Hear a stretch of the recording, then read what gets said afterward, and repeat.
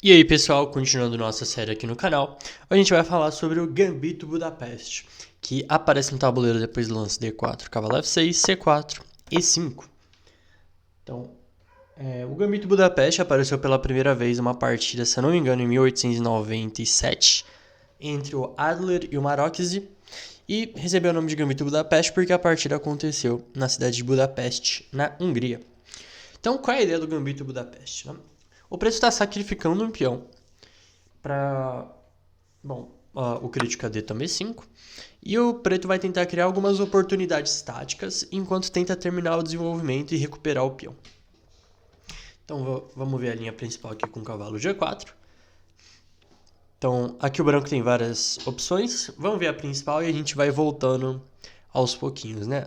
O lance que a primeira partida que aconteceu foi o lance cavalo F3, que é tanto que é a variante chamada variante Adler pelo nome do jogador que jogou de brancas. Mas de longe a linha mais popular aqui é o lance bispo F4, que é a variante Rubinstein. A ideia é defender o peão G5 e desenvolver uma peça, né? Então não deve ter nada de errado com isso. O preto joga com o cavalo C6 para tentar recuperar o peão.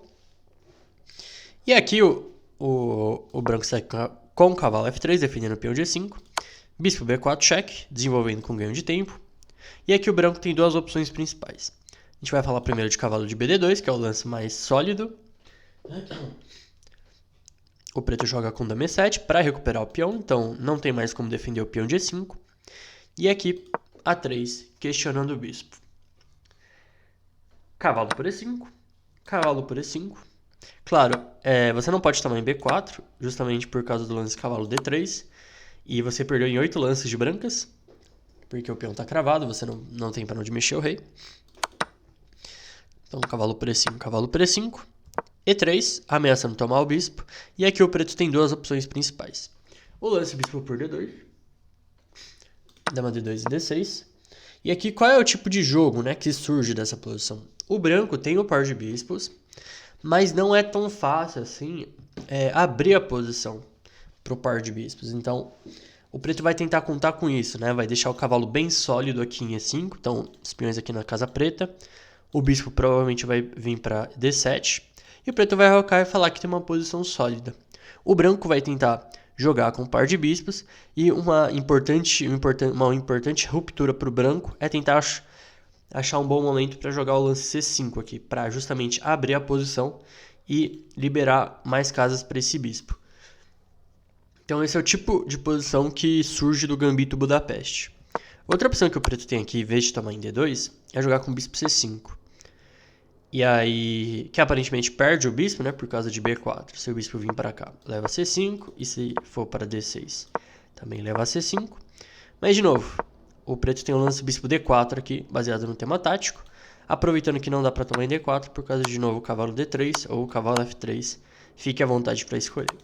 E aí, por exemplo, poderia seguir o lance principal aqui é bispo por E5, por algum motivo, mas tem 3 partidas nessa posição. Então, por exemplo, torre C1.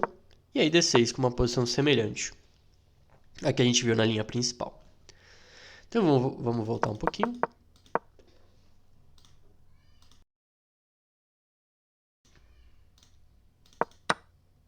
Então aqui, beleza. Aqui o branco pode jogar o lance E3 também, não questionando o bispo, deixando o bispo ali e aproveitando para acelerar o desenvolvimento, né? Então cavalo por, cavalo por, cavalo por e bispo E2. E aqui leva para algumas posições semelhantes também à linha que a gente tinha visto, né? Então, por exemplo, roque, roque. E aqui, se o preto tomar em D2, dama por D2, D6, a gente acaba levando para uma posição similar à linha principal, né? Onde o branco vai tentar jogar com um par de bispos, tentar encaixar um C5 no momento oportuno, e o preto vai ter uma posição sólida e vai tentar jogar com o cavalo aqui em E5. Outra opção aqui. E aí, bom, essa é a linha do cavalo D2, né? Mas o branco pode jogar cavalo C3, que aí sim é realmente o gambito. Aqui o preto não consegue recuperar o peão. Então segue bispo toma C3, B toma C3, dama E7. E aí qual é a diferença, né, do lance cavalo D2 e para o cavalo C3? O branco agora tem o lance dama D5, sem o cavalo tampando em D2. E agora defendendo o peão e ameaçando o lance H3, né? Então vamos supor que o preto jogue roque. O H3 é um lance muito chato, porque agora o cavalo vai ter que voltar para H6. E talvez depois de G4 o cavalo não veja tão cedo a cor do dia, né? O cavalo fica muito mal colocado aqui em H6. Então por isso, pensando nisso, o preto precisa jogar urgentemente F6 aqui, correndo. Sacrificando o peão mesmo. E depois de peão por cavalo por F6. O que o preto ganhou em troca do peão, né? Então, por exemplo, dama D1. O lance principal aqui é dama D3, na verdade. E o que o preto ganhou em troca? O preto tem linhas abertas para as peças. Aqui eu pendurei o peão já, mas por exemplo, depois de D6. O preto tem linhas abertas para as peças, seguido depois de roque. E vai tentar jogar em cima da estrutura quebrada que o branco tem agora. Então, lances como bispo E6, cavalo D7, cavalo C5, cavalo E5 são ideias também para atacar os peões. E o branco vai tentar argumentar que vai conseguir jogar C5 no momento dado e manter o peão a mais, né, principalmente. Então, por exemplo, segue E3, cavalo E4, bispo E2, cavalo C5, dama C2 e roque. E aqui, depois de roque, o preto vai argumentar que ele tem compensação suficiente pelo peão. Tá? Então essa é a linha principal do Gambito Budapeste, quando o branco realmente aceita o peão. Vamos voltar um pouquinho, aí cavalo F3. Então a gente já viu basicamente a linha principal. Beleza. Em vez de cavalo C6, o preto tem o lance G5 aqui também. Questionando o bispo. E aí qual é a ideia, né? Depois de bispo G3, cavalo C6, cavalo F3. Em vez do bispo ir para B4 com cheque, o bispo vai parar em G7 para retomar o peão de G5. Mas, claro que tem o principal problema que o peão de G5 enfraqueceu várias casas, né? Então o branco pode acabar aproveitando isso para jogar lances como H4 ou simplesmente desenvolver as peças e falar que o peão em G5 não era para estar ali. E aí, por exemplo, cavalo por e H4 de novo. São ideias, ou E3 mesmo, simplesmente desenvolvendo as peças. Tá? Uma posição bem atípica, né? Uma posição bem desequilibrada, onde o preto vai tentar provar que isso aqui vai ajudar, né? Então o preto pode acabar jogando com H5 em alguns casos e H4, e o branco vai tentar explorar essa fraqueza, lances como H4 ou simplesmente bispo E2 e dama C2 e simplesmente terminar o desenvolvimento. Tá, dito isso, a gente já completou aqui a parte do bispo F4. E aí qual seria a diferença, né? O lance cavalo F3 tem um pequeno problema, que o preto joga com bispo C5 aqui. E aí, atacando o peão de F2, então tem que jogar E3. E agora a diferença para a linha do Rubinstein é que o bispo não está tão ativo quanto em F4, né? Então não vai ajudar a defender o peão de E5. Então, segue cavalo C6. A3. Preparando B4, um lance bem típico e útil para o branco. A5 justamente para evitar B4. Mas tem uma pequena ideia aqui no meio do caminho que vocês vão ver como o lance A5 criou um tema muito temático. Nossa, um tema muito temático é dureza, né? Mas um tema típico aqui na posição. Então segue roque, bispo B2, torre E8 para recuperar o peão de E5, cavalo C3, cavalo por E5, cavalo por E5, cavalo por E5 e bispo E2. E aqui não é exatamente a linha principal, tanto que a gente vai ver uma partida nessa variante, mas tem um tema típico aqui que é chamado de Torre de Budapeste, né? Que é o lance Torre A6, que é muito típico nessas posições de Gambito Budapeste, a torre passar para lá do rei. Eu peguei uma linha qualquer aqui só para ilustrar a torre indo para lá. Então, por exemplo, depois de cavalo D5, torre H6. E aqui a torre meio que desencoraja o branco a rocar pequeno, né? Porque depois de roque, por exemplo, D6. E aí as peças estão vindo, né? Dama G5, bispo H3. E aí pode acabar surgindo um ataque do nada, assim. Mas aí, por exemplo, depois de bispo D4, D6, torre A2, bispo F5, bispo por D-por, o preto tem uma posição totalmente aceitável aqui, né? Mas aqui era só para ilustrar a torre de Budapeste aqui entrando no jogo. Então, beleza, vimos um pouquinho da variante Adler. Aqui o Alekhine também criou sua própria variante, com lance E4, que ataca o cavalo. Aqui cavalo por E5. E aqui a ideia do Alekhine era jogar F4, ganhando o máximo de espaço no centro possível. Por exemplo, cavalo de C6, que é um lance um pouco estranho, mas porque tira a casa natural do cavalo de B8. Mas o preto vai tentar argumentar que depois, se ele conseguir pôr o bispo em C5, ele vai tirar o roque das brancas, né? Então, pensando nisso, o branco jogou bispo E3, com a ideia de evitar bispo C5. E aí, bispo B4 cheque, com ideias normais no gambito Budapeste, né? O cavalo D2, e aí roque, por exemplo. E aqui o branco vai jogar com mais espaço e vai tentar consolidar essa posição no centro. E o preto vai tentar evitar, né? Jogar lances como F5 e terminar o desenvolvimento. O preto não é obrigado a jogar cavalo de C6, ele pode jogar com cavalo G6 também. Cavalo F3, cavalo C6. E de novo, o preto vai tentar argumentar que vai conseguir jogar lances como bispo C5, D6, roque e tentar explodir o centro das brancas em algum momento. Mas aqui tem uma partida de um jogador chamado Hatch, que aparentemente é uma melhora ao lance cavalo por E5, que é o lance H5 aqui. Que é um lance estranho, porque defende o cavalo de um jeito meio estranho, né? Mas se jogar F4 aqui, por exemplo, bispo C5 já é meio incômodo. E aí cavalo H3, roque mesmo. E o rei das brancas não vai achar um lugar seguro, né? Justamente por causa da força desse bispo de C5.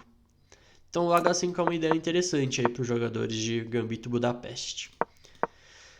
Bom, tem algumas linhas laterais ainda, que eu vou falar rapidamente. Tem uma linha que o Chereshevsky gosta bastante, que é um autor soviético, que é lance C3, depois de cavalo por E5, cavalo H3. Então a ideia é qual? Né? Levar o cavalo de H3 para F4 e para D5. E principalmente para F4, ele vai ficar muito bem nessa casa, né? E aí aumentar o controle aqui sobre D5, acabar invadindo D5 e falar que o cavalo vai ficar muito bem colocado lá. Lances como E6, devolvendo o gambito, simplesmente não colocam problemas para o preto, né? Então, depois de peão por, dama por, rei por, o preto não tem problemas aqui. Lances muito ambiciosos como F4 para defender o peão com o peão, já levam lances como bispo C5 aqui. E aqui já tem os temas na diagonal de novo, né? Igual a gente tinha acabado de ver. Então, por exemplo, depois G3, D6, e aqui o preto tem compensação total pelo peão. Então eu posso até jogar roque aqui. E o preto está muito bem desenvolvido, enquanto as brancas só mexeram peões, né? E aqui, para a gente fechar essa parte do Gambito Budapeste com o cavalo G4. Dama D4 também é um lance jogável. Mas uma coisa bem perigosa no Gambito Budapeste é o seguinte, que lances aparentemente normais podem acabar colocando problemas no... Lances normais podem ser perdedores, né? Então, por exemplo, depois de peão por, cavalo C6, dama D1, bispo D6. Aqui já tem que tomar muito cuidado, porque se você joga um lance normal com cavalo F3, leva cavalo por F2 e você está perdido. Que aí eu tenho um tema tático, porque depois de rei por F2, bispo G3, cheque. Ou bispo C5, bispo G3, bispo G3. Ou bispo C5 e rei E1, bispo F2. Tá? Então tem que ficar muito esperto, muito esperto contra o Gambito Budapeste. Beleza, falamos aqui do lance cavalo G4, mas o preto tem outra opção aqui também, que é o lance cavalo E4, que é conhecido como variante Fajarowicz. Então aqui o preto não se apressa para recuperar o peão. Ele vai tentar jogar na base do desenvolvimento e se ele não recuperar o peão, ele vai falar, sacrifiquei o peão. O lance principal aqui é cavalo F3. Mas vamos ver algumas outras linhas também. Então, por exemplo, A3 é um lance bem temático para evitar bispo B4 cheque. E aí, B6 para pôr o bispo em B7. E aqui, o preto vai tentar jogar com o bispo B7, F6 em alguns casos, D6 também é uma ideia. Mas aqui se o branco jogar dama D5, que aparentemente é um lance natural, justamente porque ele está atacando a torre e atacando o cavalo, o preto tem cavalo C5, sacrificando entre grandes e enormes aspas a torre. Porque não dá para tomar em A8, porque leva bispo B7, dama 7, cavalo C6 e a dama está presa, né? Então é um gambito venenoso também. Mas claro que o branco não é obrigado a jogar isso, pode jogar simplesmente cavalo F3 aqui e tirando as peças, né? Outra possibilidade é o lance dama C2, atacando o cavalo, e aí o preto vai tentar jogar de novo, em cima do desenvolvimento. Bispo B4, cheque, cavalo D2, Cavalo D2 não é o lance principal aqui, na verdade, porque eu vou mostrar uma armadilha para vocês, mais uma. E aí, na verdade, cavalo C3, a linha principal, e o preto joga com D5 normalmente, para tentar realmente jogar em cima do desenvolvimento. Mas, por exemplo, depois de cavalo D2, D5, abrindo linhas para o desenvolvimento de novo, peão por. E aí bispo F5, criando alguns temas táticos em cima da dama, né? Ameaçou cavalo G3, descoberto. Dama 4 cheque, leva cavalo C6. A3, cavalo C5, atacando a dama. D toma C7, leva a dama E7. E depois de dama D1, cavalo D3 é um tema que se repete, né? Então, só para ilustrar essa armadilha. E caso o branco jogue com cavalo F3, segue bispo B4, bispo D2. E aí ele vai tomar de cavalo e tentar encher o saco aqui na diagonal. E depois de cavalo C6, o preto vai tentar, de novo, tentar argumentar que ele vai jogar em cima do desenvolvimento. E para a gente fechar essa parte do Gambito Budapeste, no geral é só precisa ser aceito o Gambito. Mas o branco pode jogar D5 também, que não é um lance que me agrada tanto, porque depois de C5 o preto não tem problemas, né? Vai jogar roque, D6, e o Gambito não foi um Gambito. Tá? Então, a partida que eu separei aqui é uma partida de um grande mestre chamado Wu Xiaobin contra o Ashot Nadanian. Então, foi um Gambito Budapeste, que deu por E5. Cavalo G4. E aqui, cavalo F3, que é a variante Adler, né? Então, bispo C5, atacando F2 e forçando o lance C3, igual a gente viu na parte teórica. Cavalo C6, para recuperar o peão de E. Bispo E2, né? Um lance mais sólido aqui, para simplesmente desenvolver e preparar roque. Cavalo por, cavalo por, cavalo por, roque, roque. E aqui, o preto tem que...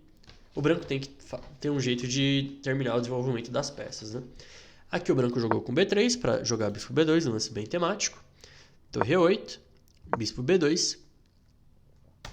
E agora A5, né? Que é um lance bem temático do Gambito Budapeste, com aquela ideia de torre A6 e torre G6 ou torre H6, né? Fazer esse pequeno elevador aí da torre, ou torre tanque, como alguns dizem também.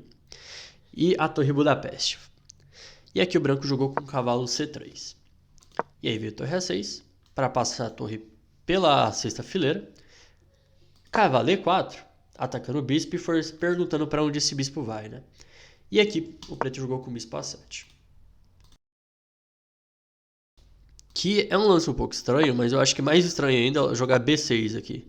Porque agora a torre não passa mais, né? Então você vai ter que voltar a torre em algum momento. E aí você acabou perdendo o controle. Você acabou se confundindo aí, né? Então veio o bispo A7. Outra opção seria o bispo F8.